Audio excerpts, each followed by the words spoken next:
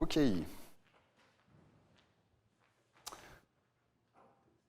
Bon. Alors bienvenue. On va parler du dérèglement climatique et d'un petit retour expérience de projet que j'ai pu faire avec, avec un client et Django.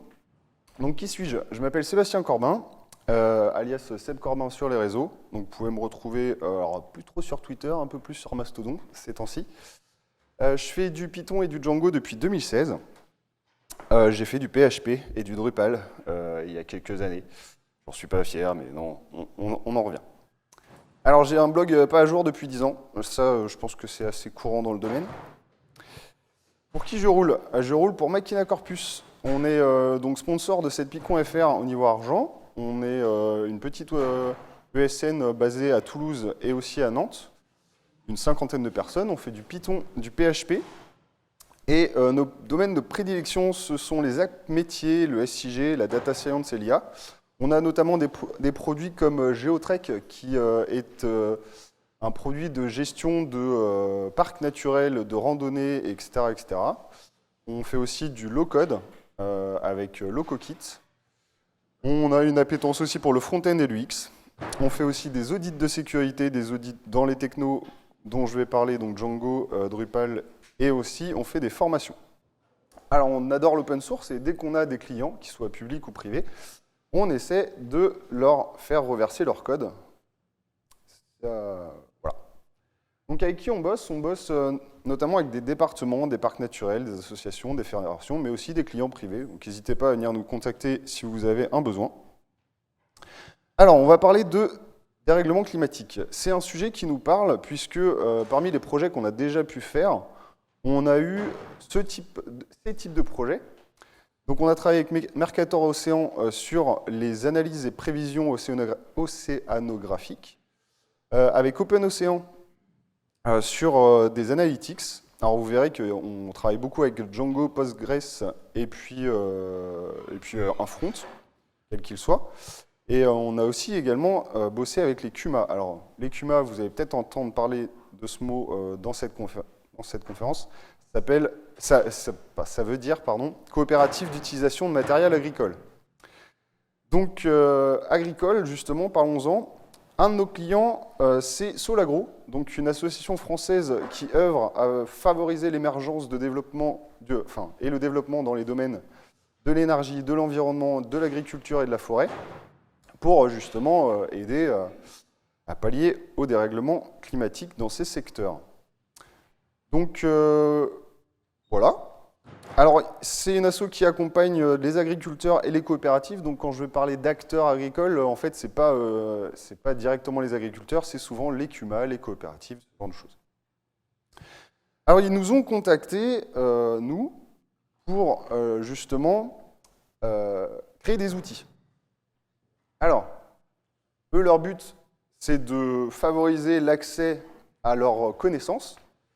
Et donc, leurs connaissances, on part d'un existant qui était assez marrant. Donc, ils nous ont montré un fichier Excel de 129 mégaoctets qui, pour un lieu donné, proposait un historique de rendement des cultures. Donc, ils ont des partenaires agriculteurs qui notent leur rendement au fur et à mesure des années.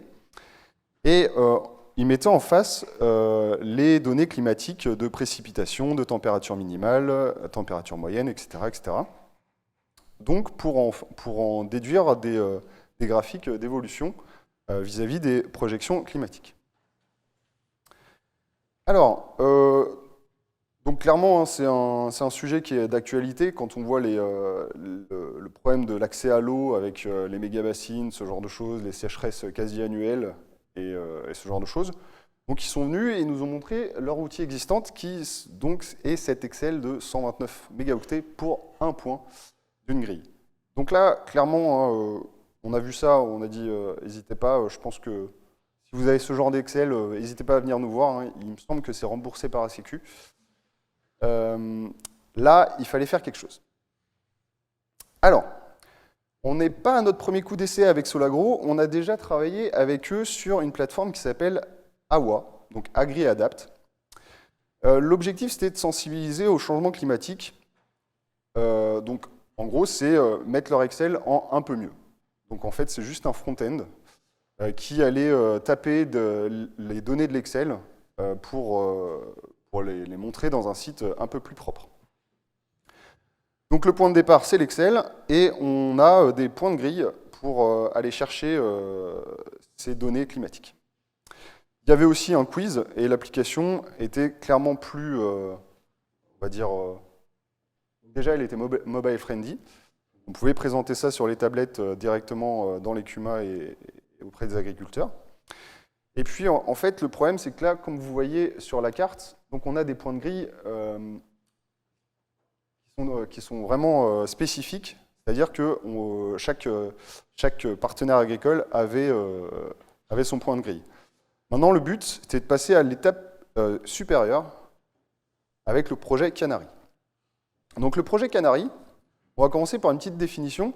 Alors, je suis un peu fier parce que le nom vient notamment de notre équipe.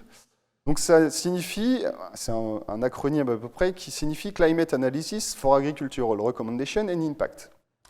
Et ce qui est marrant, c'est qu'en fait, il y a une analogie. Je ne sais pas si vous connaissez la métaphore du canari, mais ce que vous voyez sur la photo, en fait, c'est un petit outil qui servait... Alors, qui sait à quoi sert cet outil? Okay, on a quelques personnes. Donc, en fait, c'est une petite boîte qui contenait tout simplement un canari et qui était utilisé dans les mines de charbon.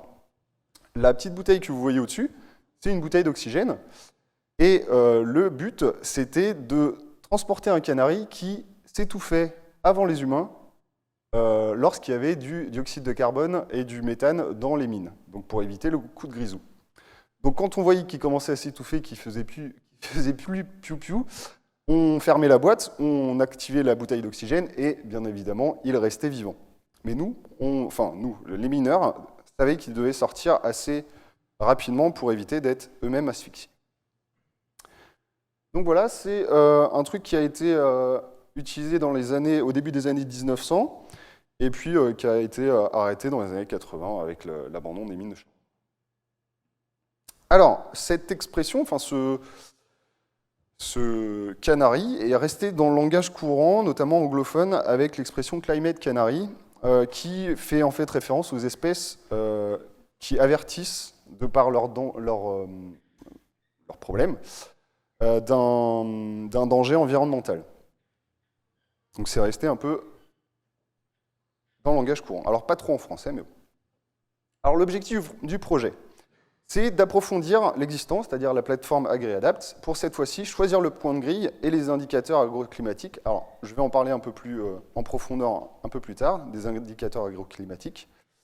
Mais en gros, là, on va avoir un point de grille pour toute la France. Donc, la grille va être sur toute la France.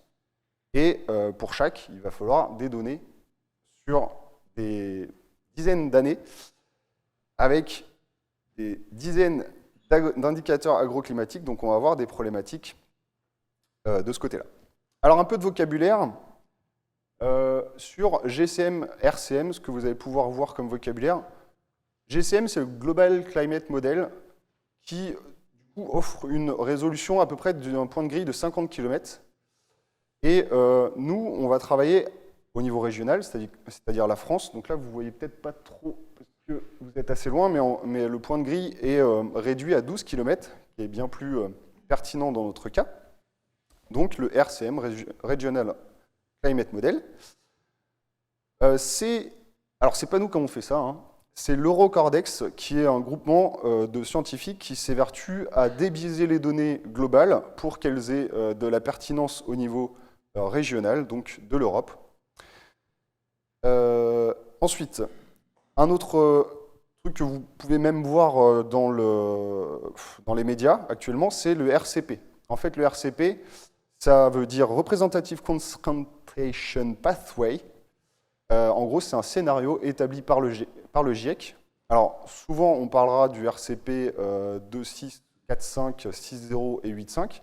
En fait, tout simplement, c'est le forçage radiatif exprimé en watts par mètre carré. Donc, en fait, c'est des scénarios. Plus le forçage radiatif est important, plus le scénario est pessimiste. Et donc, ça permet de voir l'évolution du climat à horizon 2100.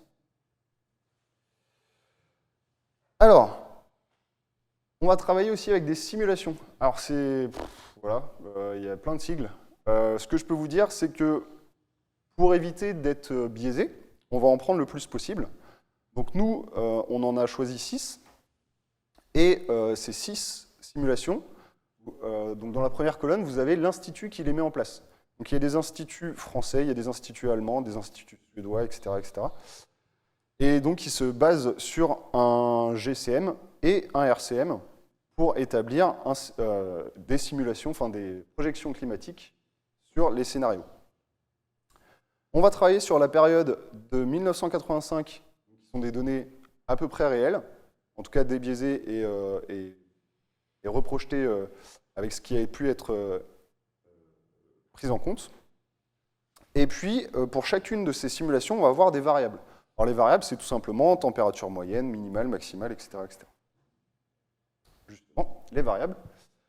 Celles qui vont nous intéresser, c'est celles qu'on pourrait directement, enfin, auxquelles on pense directement. Donc le nombre de précipitations par jour, les températures minimales, moyennes, maximales, et tout ça, en fait, ça va faire beaucoup de données. Donc si on résume, pour chaque point de grille sur la France, d'une résolution de 12 km², vous avez pour chaque jour, de 1971 au début, mais on va passer à 1985 après, à 2100, pour 6 simulations, pour 2 scénarios, 16 variables. Bon, en gros, on a été récupérer ça. C'est des données relativement publiques. Hein. Elles sont disponibles sur le site Copernicus, qui est un programme européen basé sur les satellites de Copernicus. Et donc, on a récupéré 4 Tera de fichiers au format NetCDF. En fait, le format NetCDF, c'est justement c'est une matrice, point de grille, jour, variable, etc., etc. Donc, c'est c'est optimisé pour ça. Mais bon, il va falloir travailler avec ça, quoi. Alors, donc, si vous faisiez du JavaScript et vous connaissez ce petit mème, nous, on est plutôt en mode, 4 Tera, ça fait beaucoup, quoi. Alors, heureusement, il y a des gens plus intelligents que nous qui ont déjà créé des outils pour manipuler ces fichiers, notamment CDO, Climate Data Operator, qui est un programme binaire fait par le Max Planck Institute et qui nous a permis, grâce à CDO, donc, de retravailler ces fichiers avant de les stocker sur notre serveur. Donc on est passé à une échelle plus petite parce que, comme je le disais, Eurocordex, c'est toute l'Europe. Donc on a pris juste l'emprise de la France. On a aussi enlevé tout ce qui était dans la mer, à part faire du saumon, en termes d'agriculture, il n'y a pas grand-chose à faire dans la mer. Donc on a restreint aux zones non marines. On a reprojeté sur Mercator, en 4.3.2.6 du coup, et on a harmonisé la résolution parce qu'il y avait des fichiers qui étaient en 12 km², mais d'autres en 25, d'autres en 5, donc on a harmonisé tout ça. Et on a retiré aussi des variables inutiles, notamment le ruissellement, l'évaporation, des trucs qui ne nous intéressaient pas pour nos indicateurs agroclimatiques. Et aussi, CDO donc, peut être utilisé pour réaliser des calculs. Alors, les indicateurs agroclimatiques. En fait, derrière ce mot, ce vocabulaire, il y a tout simplement une formule basée sur les variables précédentes qui donne une indication spécifique ou non à une culture.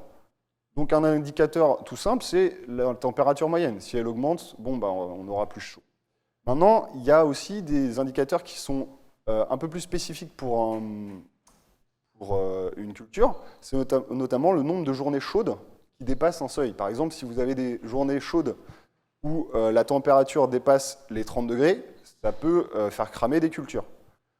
Et notamment, le dernier jour de gel printanier, c'est hyper intéressant pour la vigne, puisque si ce jour est de plus en plus dans le futur, vous avez, clairement, moi je suis du vignoble nantais, et au printemps, vous voyez les vignes avec des flambeaux pour éviter le gel. Donc ça permet de se préparer à ça. On a aussi le stress hydrique, la pluie intense, ce genre de choses. Donc au total, Solagro nous a donné 121 indicateurs qui sont dans l'application Canary. et qui permettent aussi, dont on peut configurer. Parce que, par exemple, le dernier jour de gel printanier, on peut estimer qu'il gèle à moins 2 degrés, mais dans certaines régions, c'est pas trop grave, c'est couvert. On va plutôt passer à moins 4 degrés parce qu'il y a moins de gel, c'est plus exposé, donc il y a moins de vent. C'est plus exposé, il y a plus de vent, moins de gel. Je vais y arriver. Alors, pour calculer ces indicateurs, en fait, 121 indicateurs, c'est souvent les mêmes formules mathématiques. On a des sommes, des moyennes, des décomptes, des moyennes entre deux variables, etc. etc. Donc je ne vais pas tous les faire, mais par exemple, le dernier jour validant un seuil, vous prenez votre grosse matrice avec les 365 jours de l'année et vous regardez justement à partir de quel jour on passe en dessous de 0. Ça vous donne le premier jour de gel printanier, enfin le premier jour de gel de votre année. Donc ça, CDO on va pouvoir lui donner ces opérations mathématiques avec les variables, les temporalités, et il va pouvoir nous donner des résultats. Bon, on va parler un peu technique. Comment on s'est débrouillé pour faire ça? Déjà, on a pris le parcours utilisateur. Il est assez simple, donc c'est pour ça qu'on a fait une solution technique simple. Il s'inscrit, il choisit un point de grille sur la carte de la France, il choisit une période et un scénario. Donc une période, en fait, on a deux périodes possibles. Soit l'utilisateur veut s'adapter d'ici à 2050, donc on va se restreindre à cette période de 2050, soit il veut voir encore plus loin et aller jusqu'à 2100. Et donc, il y a cette deuxième période. Ensuite, le scénario, c'est 4.5 ou 8.5. Et puis ensuite, il va choisir un indicateur parmi les 121 qui existent, qui vont l'intéresser. Donc, s'il est dans le vignoble, il va regarder plutôt les indicateurs de la vigne. Et il visualise les résultats. Alors, les choix techniques. On a pris Django parce que on aime bien, c'est du Python. On en fait souvent. Et puis, on a une petite admin dont je vais vous parler qui est facile à mettre en place et donc ne coûte rien en termes de temps. Deuxièmement, CDO, mine de rien, il a quand même des 220 gigas à parser, à analyser et à faire des calculs dessus. Donc, même avec toute notre compétence technique, on est arrivé à des calculs de 10-15 secondes. C'est quand même assez énorme en termes d'interface. Il faut un petit loader, il faut une queue, parce que s'il y a des personnes s'il y a 30 personnes qui arrivent en même temps, il faut mettre en place une queue. Donc, on a utilisé Celery pour ça. Et donc, je vais vous en parler un peu plus tard. En termes de front-end, donc c'est quand même une application métier, donc on a décidé de mettre un front-end semi-découplé. Alors peut-être que découplé, headless front-end, ça vous parle. En fait, c'est du Vue.js, du React ou de l'Angular.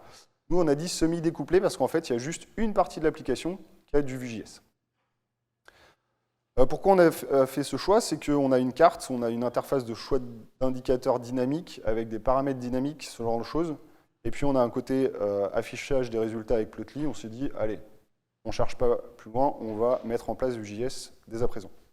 Et puis Bootstrap, parce que même en 2022, à l'époque, c'est toujours d'actualité, ça permet de ne pas trop s'embêter en termes de design. On met des couleurs et ça marche. Alors, pour les modèles Django, à partir du parcours utilisateur, on a établi ce modèle, cette architecture de modèle. En fait, un utilisateur, il va déclencher un job. Désolé pour l'anglicisme. Mais tout simplement, un job, c'est un calcul que va prendre CDO et donc calculer.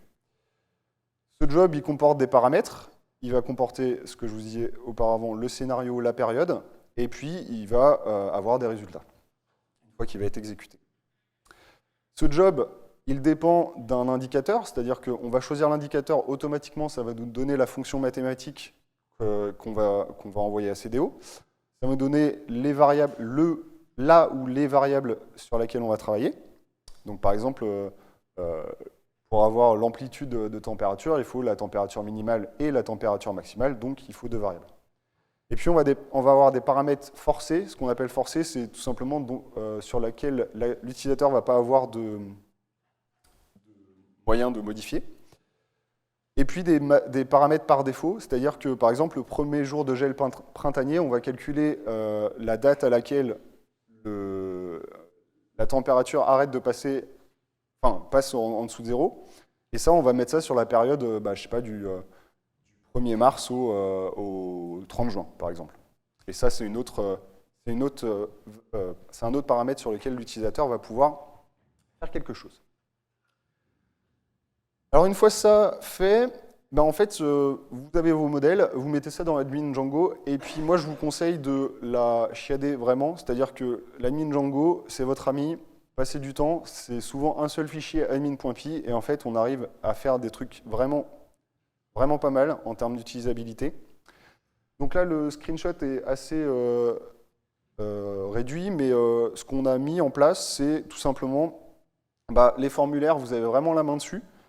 N'hésitez pas à en faire des formulaires propres, donc, avec des modèles formes. Notamment, nous, on a choisi de faire un formulaire de création et un formulaire de modification différents. Pouvoir ne pas laisser le choix à l'utilisateur. Au niveau de la modification, il peut choisir les paramètres. Là, on parle d'une admin, donc c'est pour les administrateurs.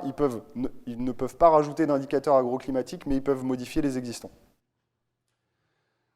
Alors, ensuite, on a ajouté Django Order Model. Ça vous permet de tout simplement réordonner les instances.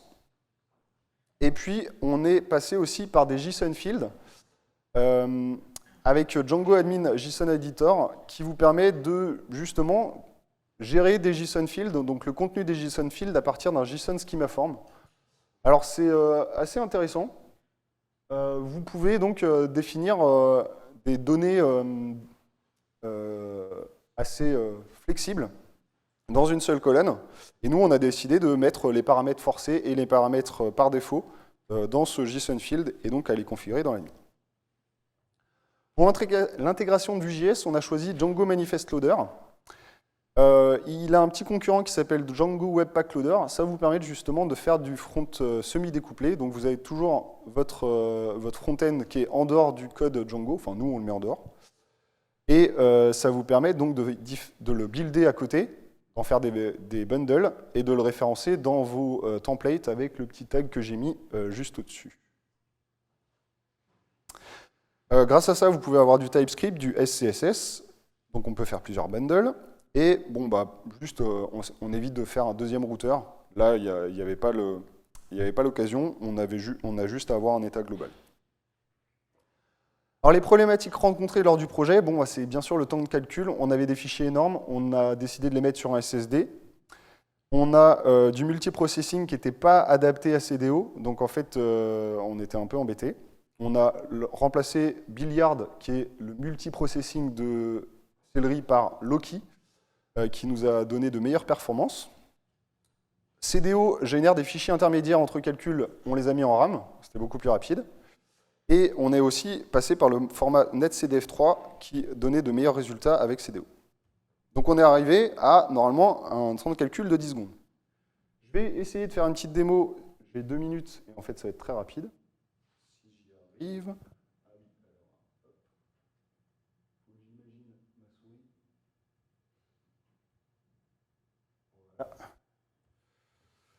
Je vais mettre comme ça va être plus rapide. Donc l'application se trouve sur canaryagri.com. Il faut s'inscrire. Et une fois inscrit, vous pouvez lancer l'application. Donc vous choisissez un point de grille. Ici, on est du côté de Bordeaux, donc je vais aller choisir un point de grille, je ne sais pas, ici. Vous pouvez aussi utiliser une autocomplétion qui est ici, qui vient de code.gouv.fr. Une autocomplétion officielle. Une fois que vous avez choisi, vous passez sur suivant, vous choisissez votre période. Donc là, on va choisir futur proche. Le scénario, on va le laisser sur 4.5. Ensuite, vous avez la totalité des indicateurs qui sont ici. Donc imaginons qu'on soit dans la vigne et qu'on dernier jour de gel ou le risque de gel tardif. Donc là, on a pour chaque indicateur une description qui nous permettent de savoir qu'est-ce qu'on va calculer. Une fois ça fait, on lance. Donc on a des paramètres qu'on peut overrider. Donc là, le seuil maximal du gel, c'est 0, mais on pourrait le baisser de 1 ou 2 degrés. Et là, c'est la démo, donc on va espérer que ça ne mette pas trop de temps. Hey, c'est magnifique, hein, quelques secondes. Donc là, on est sur la partie visualisation. En fait, on a beaucoup de graphiques qu'on a utilisés, sur lesquels on a utilisé Plotly, avec des boîtes à moustaches, et puis donc une courbe qui vous donne dans le passé et dans le futur, pour les projections climatiques, avec les simulations qui sont à droite, les résultats pour l'indicateur. Vous avez un tableau récapitulatif, et tout ça est expliqué. Hop. Voici pour moi. Est-ce que, alors, au niveau du futur de projet, on a prévu, enfin, l'ADEME a financé initialement le projet, et le ministère de l'Agriculture. Dernièrement, on a des financements espagnols, allemands et estoniens qui arrivent, donc on va pouvoir passer à l'échelle de l'Europe. Il va falloir tout traduire. On va avoir encore plus de données, mais bon, maintenant, le plus dur est fait. Merci. Est-ce que vous avez des questions? Je pense qu'on n'a pas trop le temps, mais en tout cas, on recrute. N'hésitez pas à venir voir notre page, rejoignez-nous sur notre site. Et merci de votre attention.